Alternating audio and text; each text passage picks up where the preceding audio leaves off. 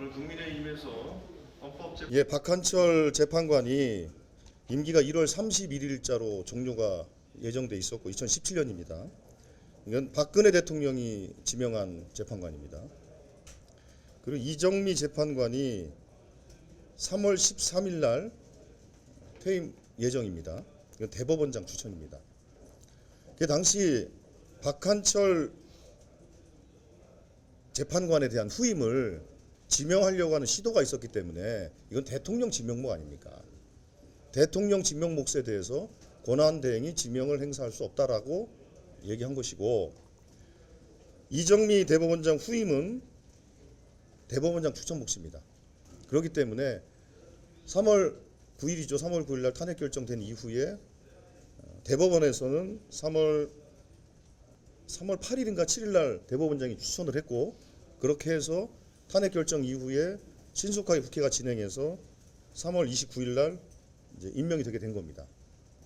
그래서 여기서 분명한 것은 뭐냐면 대통령 권한대행이 행사할 수 있는 인사권의 범위라는 것이, 자, 헌재는 대통령이 3명을 지명하고 임명하고, 국회가 3명을 추천하고 대통령 임명하고, 대법원에서 3명을 추천하고 임명하는 거 아닙니까? 그랬을 때 추천권과 임명권은 추천권이 우선이라는 것이 공통된 해석입니다. 그 대통령의 인사권은, 지명에 대한 인사권에 대해서는 우리가 박한철 소장에 대해서 문제제기를 했던 것이고, 그래서 결국 박한철 재판관의 후임은 대선을 치르고 문재인 대통령이 지명을 했습니다. 지명을 해서 2017년 11월 11일부터 임기가 시작된 겁니다.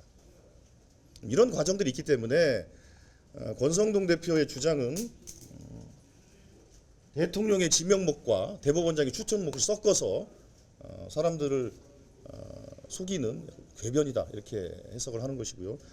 그래서 저희들은 일관되게 주장한 것처럼 국회의 추천목 3인에 대해서는 국회가 신속하게 절차를 진행하고, 대행은 인사권도 적극적 인사권이 있다면 추천한 행위를 그냥 임명하는 것은 소극적 인사권 아니겠습니까? 소극적 인사권을 행사할 수 있다는 것이 다수의 견해라고 말씀을 드리는 겁니다. 그렇기 때문에 권성동 대표의 주장은 말도 안 되는 궤변이다, 이렇게 다시 한번 말씀을 드리겠고요. 결국 이렇게 하는 것은 국민의힘이 국민의 뜻을 받들어서 탄핵에 동참하고 또 계엄 해제에 동참했던 분들을 마치 무슨 배신자 취급하고 색출하고 쫓아내고, 결국은 한동훈 대표는 이제 사퇴시키기에 이르지 않았습니까? 징계 운운을 하고 있습니다. 결국엔 여전히 내란의 이 전모에 대해서 국민의힘은 인정하고 있지 않다라고 밖에 달리 해석할 수가 없는 것이고, 지금 국민의힘이 해야 될 조치는 내란 숙의 윤석열을 출당시키거나 징계하는 겁니다. 계엄 해제에 동의하고 탄핵에 동의한 사람들을 색출해서 징계하는 것이 아니라 내란 숙의 윤석열을 징계하는 것입니다. 그래야 국민들로부터 신뢰를 받을 것이고, 이 내란 수계를 단죄하기 위한 절차를 방해하는 행위는 결국에는 내란에 동조하는 것으로밖에 해석할 수 없을 것입니다.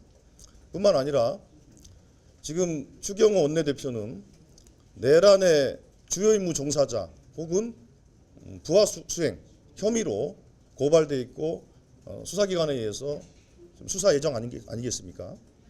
만약에 추경호 원내대표가 내란에 가담한 것으로 된다면 정당의 대표자가 내란에 가담한 거 아닙니까? 그러면 국민의힘은 내란당이라고 얘기할 수 있는 거 아니겠습니까?